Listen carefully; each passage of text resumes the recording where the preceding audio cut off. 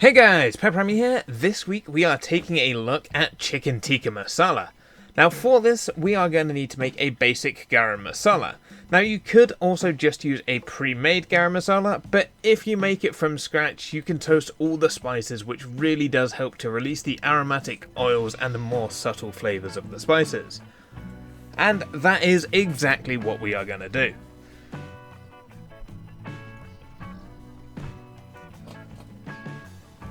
Now for the masala spice blend, you will need a 3-inch stick of cinnamon, 1 teaspoon of grated nutmeg, 1 tablespoon of whole cloves, 3 tablespoons of coriander seeds, 1 tablespoon of green cardamom pods, 1 teaspoon of red pepper flakes or any chili flakes that you desire, 2 tablespoons of cumin seeds, and 1 teaspoon of whole black peppercorns.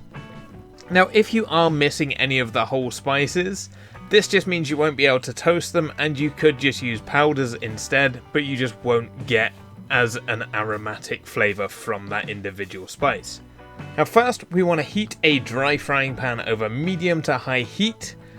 Now whilst the pan is heating you can grate some nutmeg and add it to your bowl and any of the other powdered spices you are using. Now once the pan is heated, add all the remaining spices to the pan and heat until fragrant but not smoking. Now as a side note, if you are like me and striving to use cast iron pans more, don't use silicone utensils whilst toasting the spices or they can get flung all over your kitchen. Once you have nicely toasted your spices, break up the cinnamon stick into more manageable sized pieces and dump all of the toasted spices into a spice grinder and blend until you can no longer hear large chunks of spice hitting the blades. And then add in any remaining spice powders you are using. For me that is the nutmeg and the cumin powder. And then just blitz it again to mix everything together. And now we have the spice mix completed, we move on to the marinade for the chicken. For the chicken tikka masala marinade, you will need 500 grams of boneless, skinless chicken breasts cut roughly into 1-inch cubes, 1 cup of yogurt, a good thumb size or 2-inch piece of ginger, 2 to 3 garlic cloves, and 1 tablespoon of your homemade garam masala or your pre-made if you are using pre-made, and a pinch of salt. Add the yogurt to a bowl large enough to hold the chicken and add in a good tablespoon of the mixed spices.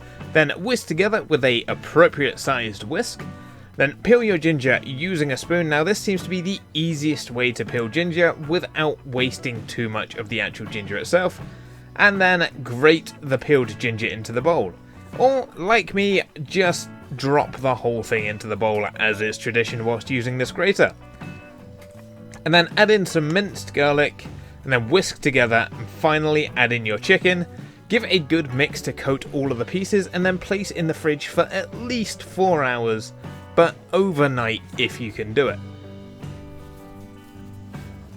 Now while the chicken is marinating, we can make an amazing drink to serve alongside this curry.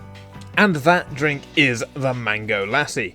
Now this is a very refreshing drink on a hot day, and it is super easy to make. All you will need is 1 chopped ripe mango, 1 cup of plain yogurt, half a cup of milk, 4 teaspoons of honey or sugar, and optionally you can add in some cardamom. Now I just throw in a couple of cardamom pods, and you just put that all in the blender for roughly 2 minutes, place it in the fridge to chill, and then serve over ice. Now once your chicken has marinated, heat a pan over medium-high heat and cook the chicken through and then remove from the heat and set to one side.